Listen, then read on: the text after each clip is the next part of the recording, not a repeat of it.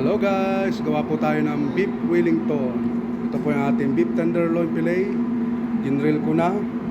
Tapos babalot po natin siya dito sa serrano ham. Tapos with farce or beef paste and puff pastry. Tapos mushroom. So to guys, nilagay ko na po yung ating chop. Tapos sinutay na grilled mushroom. Tapos ito po, binalot ko na yung ating beef tenderloin ng serrano ham. Dito po, balutin natin ganito.